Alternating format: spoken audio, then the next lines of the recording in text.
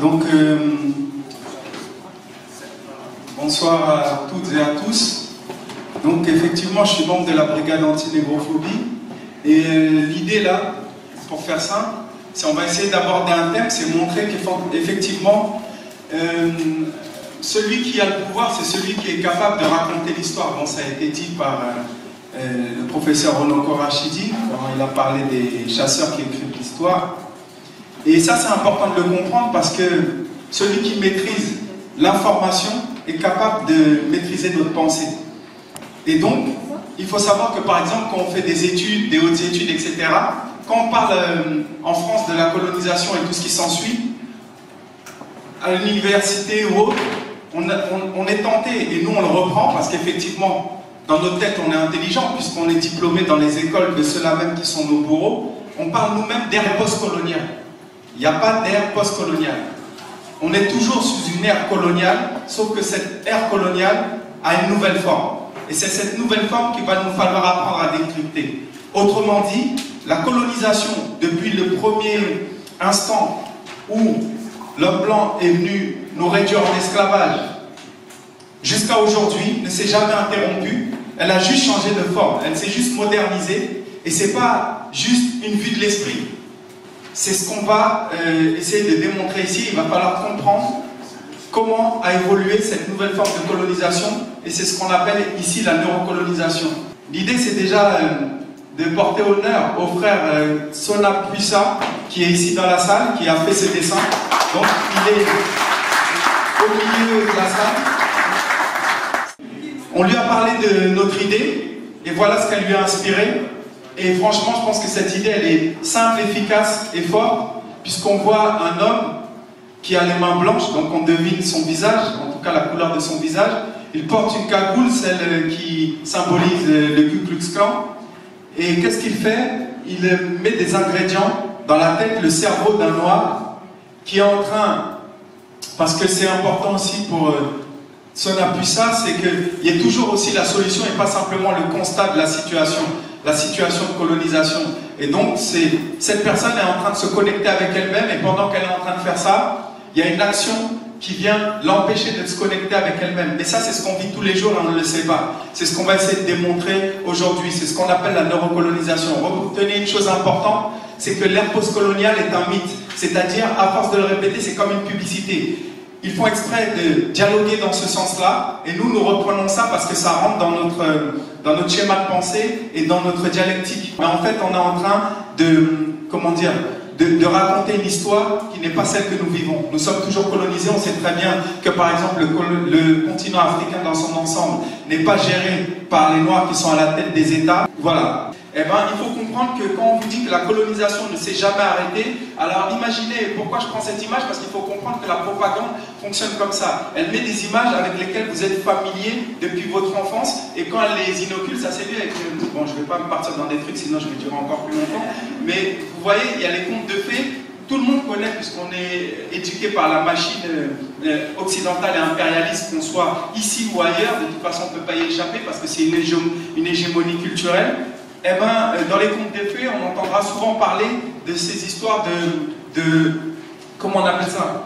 Les dragons à 12 têtes, on appelle ça un hydre en fait. Vous voyez, le prince, il arrive toujours sur son blanc cheval, jamais noir le cheval, mais bon, et après, voilà. Et ils appellent ça le blanc destrier et tout ce qui s'ensuit. Mais bon, ça c'est encore autre chose, c'est pour bien vous dire, il est bon. Et ben, quand il arrive, il va toujours tuer le dragon. Le dragon, il a plein de têtes et tout ce qui s'ensuit. Mais quand il tue le dragon, il lui met un coup dans la tête, et la tête, elle repousse toujours, parce qu'en fait il faut le frapper en plein cœur. C'est-à-dire qu'il faut aller au cœur du problème, il ne faut pas frapper tout ce qui est apparent. Si vous frappez la tête, elle va repousser sous une autre forme, et sous une autre forme, et encore une autre forme.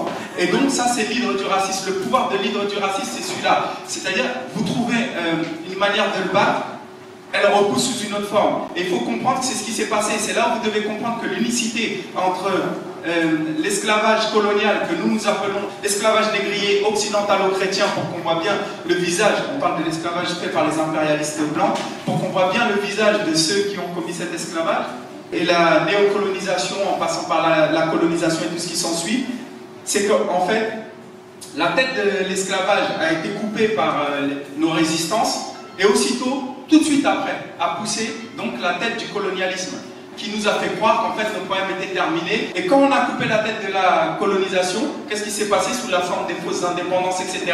Tout de suite après a poussé la tête de la néocolonisation. N'oubliez jamais ce que veut dire néocolonisation. La néocolonisation veut dire juste nouveau, nouvelle colonisation. Comprenons que même la neurocolonisation pourrait s'appeler néocolonisation, parce que tout ce qui compte, c'est que c'est une nouvelle forme de colonisation. La seule chose que nous devrions faire, c'est pas nous occuper de savoir est-ce que la colonisation est terminée ou est-ce qu'elle continue. C'est apprendre à démasquer sous quelle nouvelle forme de colonisation on va être masqué à chaque fois qu'on la voit plus. C'est la seule chose qu'on doit apprendre à faire. Tout le reste, ça compte pas. Donc il faut vraiment sortir de cette idée d'ère postcoloniale, parce que ça, c'est inventé par les laboratoires d'idées pour nous donner l'illusion que nos problèmes sont finis, alors que le monstre est toujours là, juste qu'il a un visage avec un costume cravate et un truc plus rassurant. Il a plus le fouet et les chaînes. Mais c'est les mêmes. C'est pour ça que le dessin illustrait parfaitement la problématique. Il faut admettre qu'on est colonisé. Même si, en face, l'idéologie coloniale prétend que la colonisation est terminée, puisque à la tête de nos États, il y a des chefs d'État noirs. Nous sommes toujours colonisés. On sait très bien que, par exemple, le continent africain dans son ensemble n'est pas géré par les Noirs qui sont à la tête des États. On sait très bien que dans le monde noir en général, qu'il soit aux Caraïbes, aux États-Unis ou partout ailleurs, par exemple, Haïti en fait les frais encore aujourd'hui, puisque c'est la première république noire. Eh ben, aucun pays noir à l'heure actuelle ne dirige réellement son État. Et donc, voilà. Tout ça, on sait très bien qui les place, on sait très bien qui tue ceux qui sont en mesure de vouloir une destinée émancipée pour les nôtres et pour eux-mêmes. Donc voilà. Donc comprenons que la colonisation a évolué. J'ai fait un petit schéma pour qu'on se comprenne. On aime parler de l'évolution de l'humanité. Donc ça, c'est des trucs mémotechniques. Avant, il y a l'homme de Cro-Magnon. Après, ça monte jusqu'à l'homme moderne. Et ensuite, il y a un homme qui est quasiment virtuel. Donc notre idée, c'est de dire que c'est la même chose pour la colonisation. On est passé d'un contrôle mental brutal à un contrôle mental de plus en plus subtil. Qu'est-ce que vous devez comprendre? C'est que les deux ont agi sur notre esprit. On va y revenir, mais le contrôle mental brutal, on passe par les tortures physiques, par la famine, par les coups de fouet, les sévices, le viol. C'est ça qu'il faut comprendre. Donc il faut comprendre que par cette torture physique, les Blancs, le système blanc, a accédé à notre esprit. Mais il y a accédé par la force. Vous savez, même une personne, si elle vit des choses, des traumatismes puissants, eh ben, ça aura une incidence sur son comportement. Alors imaginez des choses aussi violentes, aussi sauvages, aussi... Il n'y a pas de mots en fait. C'est-à-dire, il va falloir en inventer. Donc comprendre qu'en torturant notre corps, ils ont accédé à notre esprit. Donc il faut comprendre que ce terrorisme physique permet d'accéder à notre esprit, mais qu'avec le temps il a évolué, et comme ils ne peuvent plus nous contrôler par la force, maintenant ils ne nous attaquent plus physiquement, c'est directement notre tête qu'ils colonisent. C'est dans notre tête que ça se passe et c'est ça qu'on va comprendre maintenant. Donc comprenez que les chaînes en métal sont devenues progressivement mentales. Donc voilà la phrase de Noam Chomsky, qui est un intellectuel anarchiste, je crois. Il résume en peu de choses ce qui s'est passé pour nous. Si l'on peut dominer les gens par la force, ce n'est pas si important de contrôler ce qu'ils pensent et ce qu'ils ressentent. Mais si l'on n'a plus les moyens de les dominer par la force, il devient nécessaire de contrôler leur mentalité et leurs opinions. Voilà. Pourquoi cette conférence? C'est pour vous faire comprendre que notre domination, elle tient à rien. On croit que c'est... On est dans le mythe, hein. On croit que c'est le blanc est trop fort. Non. Ils nous tiennent juste par la manipulation mentale. Juste ça. Ça veut dire que c'est une question de programme, une question de programmation mentale. C'est eux qui ont nos écoles, c'est eux qui ont la télévision. Donc, ce que cette conférence vise à faire comprendre, c'est pas enfoncer les gens dans un espèce de fatalisme. C'est comprendre qu'en fait, notre domination, c'est un tour de magie. C'est un tour de prestigiosité, excusez-moi, ouais, un truc de magicien. Le magicien, il fait quoi? D'une main, il vous fait un truc et il fait en sorte que votre regard, elle regarde cette main. Mais pendant ce temps, c'est là que tout se passe. Et vous ne voyez pas comment il a réussi à transformer le truc en lapin. Mais en vérité, il y a une arnaque quelque part. Et nous, on croit que notre domination, elle est rationnelle. Mais elle est basée sur un tour de manipulation. C'est ça qu'il faut comprendre aujourd'hui. C'est-à-dire tout ce qu'ils ont, c'est le contrôle de nos esprits. Comprenez bien. Depuis qu'on est, c'est eux qui ont le contrôle de notre esprit. On va dans leurs écoles, on lit leurs livres, on regarde leur télévision, que ce soit partout dans le monde. C'est une hégémonie culturelle, spirituelle, intellectuelle, et c'est comme ça. Et bien notre domination, elle ne tient qu'à ça. Elle ne tient qu'à la capacité du système à pouvoir financer l'idéologie de sa propagande qui est raciste et qui nous maintient en bas de l'échelle des races, des classes et tout ce qui s'ensuit, et qui maintient les blancs en haut de l'échelle des races, des classes, etc. On change le programme, on change le logiciel et c'est fini. On change le programme, on change le logiciel et c'est fini. Donc voilà, c'est ce que vous devez comprendre par rapport à la domination mentale. Maintenant, il y a une citation de Steve Biko qui vous explique que l'arme la plus puissante dans les mains de l'oppresseur, c'est l'esprit de l'opprimé. C'est ce que vous devez comprendre. C'est-à-dire, ces choses-là, on ne les connaît pas depuis aujourd'hui. Steve Biko l'avait compris. C'est-à-dire, c'est pas la force, c'est pas les tanks, c'est pas ceci. Si on était toujours connecté avec nous-mêmes, avec notre croyance, notre spiritualité, etc., même un tank, c'est-à-dire, je vous donne une image, je l'avais donnée l'autre fois, mais elle est importante. J'avais vu une émission avec les gens d'Amazonie, des Indiens, donc d'Amérique du Sud. Et j'avais vu cette émission où ils étaient là et les Blancs étaient venus les voir et ils disaient ouais voilà la civilisation et tout. Et ils disaient mais pourquoi vous allez sur la Lune? Vous avez déréglé vous avez fait le réchauffement climatique et tout ce qui s'ensuit. Et ils ne comprenaient pas. Mais ils disaient mais tu sais, ils regardaient les Blancs comme si c'était des fous furieux. Et ils étaient dans leur tenue traditionnelle, hein, c'est-à-dire ils n'avaient pas de contact avec les Blancs. Et à la fin les journalistes leur disent ouais mais les Blancs ils vont venir là, tôt ou tard ils vont venir chez vous et vous allez faire quoi? Et les gars ils ont dit ben on va se battre. Est-ce que vous n'avez pas peur, lorsque vous voyez ces images du monde, d'être mangé par ce monde, d'être englouti par ce monde? Bien sûr que nous sommes très inquiets. D'ailleurs, si on vous a permis de nous filmer, c'est pour que vous montriez aux Blancs qui nous sommes. On sent la pression de l'homme blanc qui monte tout autour de nous et de notre forêt. Et que vous le vouliez ou non, nous résisterons. Et nous nous battrons pour que vous ne souilliez pas notre terre. Ils étaient 12, hein, 12. Ils ont dit on va se battre. J'ai compté, ils étaient 12. Eh bien, vous voyez comment on entend ça? Nous, parce qu'on est conditionnés, on est colonisés dans nos têtes, on va dire qu'ils sont courageux. Ils sont courageux. En vérité, il n'y a pas de courage là-dedans. Il n'y a pas de courage.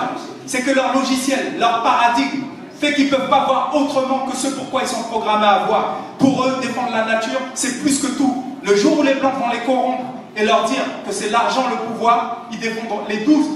Ils iront travailler chez Renault ou tout ce que vous voulez.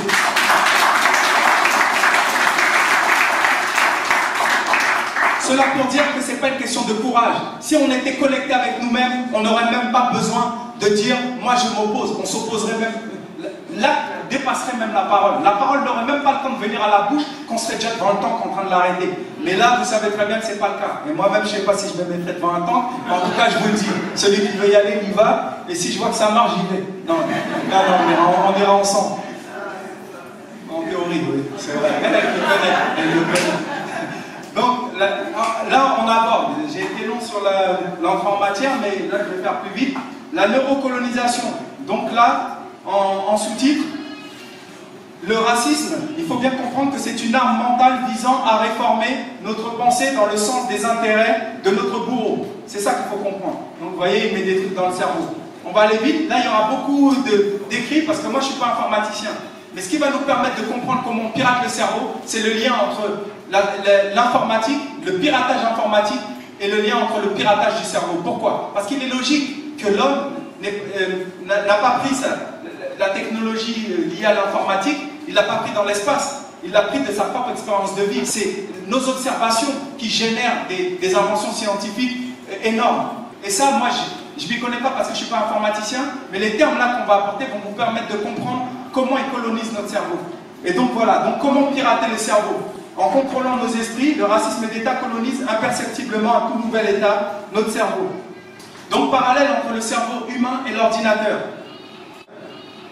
Le cerveau et le disque dur de l'ordinateur sont tous deux matériels et usables. Donc, on est d'accord. Donc, il faut le comparer avec le corps de l'être humain. La pensée est immatérielle, mais le corps, lui, est matériel. On va imaginer que le corps, c'est l'ordinateur. C'est la machine dans laquelle il y a le programme, mais sans le logiciel, le programme ne peut pas fonctionner.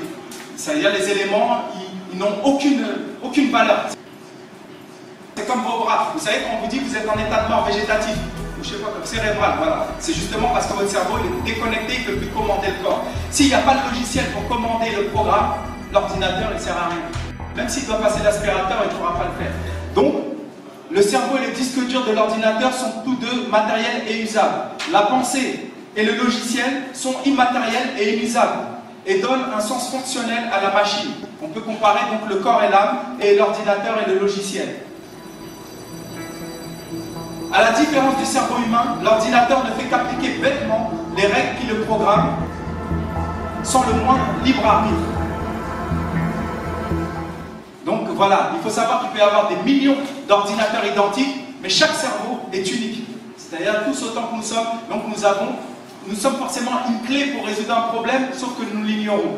Nous ne pouvons pas faire tous la même chose, mais certainement, chacun de nous a un pouvoir dans un domaine que le racisme d'État nous pousse à ignorer. Et donc voilà, nous pouvons avoir la même forme, comme les clés, elles se ressemblent toutes, mais chaque clé ouvre une serrure bien spécifique. À nous de trouver la serrure du problème qu'on est capable d'ouvrir et de résoudre. Donc, définition du logiciel, c'est important à comprendre parce que c'est le lien avec la pensée. Le logiciel, qu'ils appellent software en anglais, est composé de l'ensemble des programmes, procédés et règles nécessaires au fonctionnement d'un ensemble de traitements de données, par opposition au matériel. Entendez que pour que le système informatique fonctionne, il faut qu'il y ait un logiciel, c'est ce que je vous ai dit. C'est comme, si vous ne pensez pas, vous pouvez croire par exemple, il tient la caméra, mais il faut que son cerveau lui ordonne de tenir la caméra. Nous on voit que c'est simple, mais c'est pas comme ça que ça se passe. C'est le logiciel qui donne un sens fonctionnel à la machine. Eh ben, notre pensée, c'est ce qu'elle fait, elle agit comme un logiciel. Elle donne un sens fonctionnel à la machine qui est notre corps. Donc au sens figuré, ça c'est le Larousse qui le dit, c'est pas moi, souvent péjoratif, le logiciel est considéré comme une manière de raisonner propre à quelqu'un, un groupe, généralement considéré comme figé, rigide. Pourquoi j'ai tenu à vous dire ça? Ça vous montre que le logiciel, on est dans le dur, on est dans quelque chose de dur. Donc quand quelqu'un veut pirater, pour prendre le contrôle à distance de votre destinée, qu'elle soit collective ou individuelle, il faut qu'elle contrôle votre pensée, il faut qu'elle contrôle votre logiciel. Comme l'ordinateur, un pirate, s'il veut commander à distance l'ordinateur de quelqu'un, il doit d'abord pirater le logiciel et mettre son propre logiciel pour que la machine fonctionne à distance, etc. Et c'est ce qui nous arrive. Depuis des siècles et des siècles, ils ont piraté notre logiciel et on ne fonctionne plus dans le sens de nos intérêts, mais dans le sens des intérêts des impérialistes. Ça, il faut bien comprendre. C'est pas de la science-fiction, c'est pas la quatrième dimension, c'est l'état dans lequel nous sommes. C'est la seule manière d'expliquer que le monde noir en général et le continent africain en particulier n'arrivent pas à mettre la tête hors de l'eau. C'est parce que nous ne sommes plus aux commandes de la machine, de notre destinée. C'est le système blanc. Cette définition du logiciel nous aide à comprendre que le psychisme humain ne se distingue pas substantiellement d'une machine. Les deux sont composés de variables et de constantes qui échangent de l'information avec leur environnement. Si un individu malveillant veut prendre le contrôle d'un ordinateur ou de notre cerveau aux commandes de nos actes, il doit pirater le logiciel, le siège de la pensée qui lui donne un sens fonctionnel, sans quoi il ne pourra pas le faire dysfonctionner. Vous comprenez bien que si le système blanc n'avait pas le contrôle de notre logiciel, il ne pourrait pas nous faire dysfonctionner. Si on dysfonctionne, c'est parce qu'ils sont en contrôle, il ne faut même pas chercher. C'est-à-dire la résistance, elle ne peut que se passer dans notre capacité à reprogrammer notre logiciel dans le sens de nos intérêts, de notre spiritualité, de notre culture, de notre sensibilité intellectuelle. Tant qu'on ne fera pas ça, on est mort dans le film. On est mort. L'expression, elle n'a jamais été aussi bien inventée. Il existe au moins deux formes de contrôle mental bien distinctes. La méthode dure, génétique, ou douce, épigénétique. Comprenez que la méthode dure, génétique, considérez-la comme un viol ostensible, un viol franc, un viol visible. Ça s'attaque à l'intégrité physique, c'est ce que je vous avais dit tout à l'heure, pour atteindre le psychisme. Donc vous savez que ça arrive.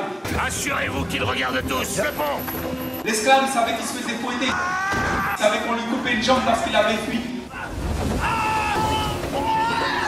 Donc, il peut se dire que lui, c'est mon ennemi, parce qu'il m'a coupé la jambe. Contrairement au piratage doux, qui s'attaque à l'épigénétique. L'épigénétique, il faut savoir, c'est au-dessus de la génétique. C'est l'influence qu'a l'environnement. l'éducation, l'apprentissage. C'est pour ça que le système colonial se plaît à contrôler notre système éducatif.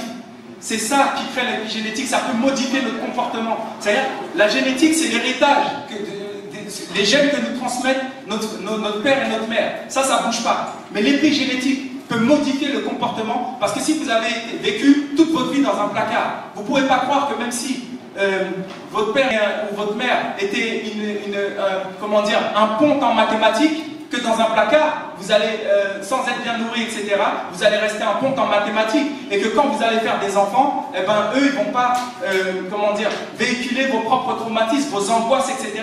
Vous allez leur faire hériter. Et ce que je vous dis, ce n'est pas une vie de l'esprit. Les nouvelles études sur l'épigénétique, elles sont faites sur des souris. Elles vous montrent qu'on crée des traumatismes volontaires sur les souris. Et donc, on les sépare de leur mère 3 heures par jour, de manière différente. Des fois, on enferme la mère dans une cage, de manière à ce qu'elle soit toujours stressée et que les petits sachent qu'à un moment, le traumatisme va arriver, mais ne sachent jamais quand. Des fois, c'est à minuit, des fois, c'est à 1 heure. Et quand on crée ça, et après, on fait reproduire ces souris avec des éléments qui n'ont jamais été traumatisés, on voit que sur 3-4 générations, le traumatisme persiste. 3-4 générations, alors que l'autre souris n'a jamais été traumatisée. 3-4 générations. Ils ont fait aussi l'expérience, en tout cas ils ont analysé cet état de fait pendant la guerre mondiale, pendant la guerre mondiale, je crois que c'était dans un pays, bref, nordique, où des femmes avaient été victimes de famine. Et donc, elles avaient été privées de nourriture pendant un certain nombre d'années. Et donc, quand après elles ont fait des enfants, on s'est rendu compte que les traumatismes liés à cette famine persistaient sur 3-4 générations. Donc ça, c'est concret. On ne vous parle pas de choses comme ça. Maltraitance, viol, autant de traumatismes qui laissent des traces, et pas seulement psychiques. On est allé chercher s'il y avait en quelque sorte des cicatrices sur l'ADN des événements vécus par ces personnes, qui pouvaient être des abus, de la maltraitance ou des circonstances de vie assez difficiles plutôt dans l'enfance. Ce qui est incroyable, c'est qu'au niveau de l'ADN extrait du sang des patients, on a trouvé que proportionnellement à ce qu'ils avaient subi, on trouvait des modifications chimiques de leur ADN. Donc vraiment que cette cicatrice était mesurable. Le traumatisme s'inscrit donc dans notre génome et sa trace survit à chaque division cellulaire. Chez les humains comme chez les souris, elle se transmet jusqu'à 3 générations au moins. Mais par contre, quand on vient nous parler de réparations qui ne sont pas uniquement matérielles, et qu'on vient essayer d'imaginer les traumatismes qu'on peut produire, les violences, les viols, les démembrements, le changement de nom qu'on a donné à Kunta Kinte en le fouettant, etc. Toby, je vais te donner une chance d'éviter cela.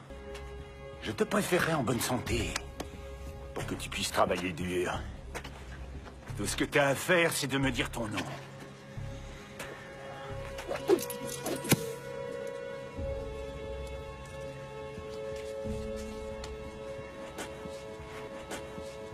Je suis Kunta Kinte. Mon gars, on y va. Ah! Tu t'appelles Toby, alors dis-moi ton nom maintenant. Je suis Kunta Kinte. Ce n'est pas ton nom. Ah! C'est Toby, ton nom. Alors tu t'appelles comment? Dis-le. Kunta Kinte. Tu t'appelles Toby. Je te le demande encore une fois. Dis-moi ton nom. Toby! C'est Toby! Allez, dis-le! Toby! Tu ne bougeras pas d'ici avant d'avoir dit ton nom. Dis-le! Dis-le! Dis-le! Dis ton nom maintenant, l'épouse de ton propriétaire l'a choisi pour toi. Dis ton nom, ainsi tu sauras qu'ici on n'est pas en Afrique. Ici c'est la Virginie, et tu es la propriété de John Waller, comme les chevaux et les porcs, rien de plus. Maintenant tu dis ton nom, ainsi tu sauras ce que tu es. Dis-le! Dis-le! Dis-le! Dis-le! Dis-le! Dis-moi ton nom, mais dis-le, salopard!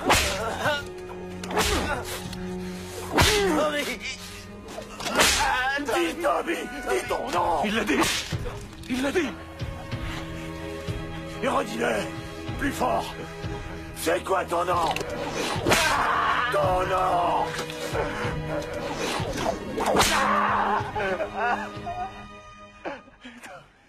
Et on croit que ça n'a eu aucune conséquence, et on croit que ça n'explique pas ce que nous sommes dans le présent.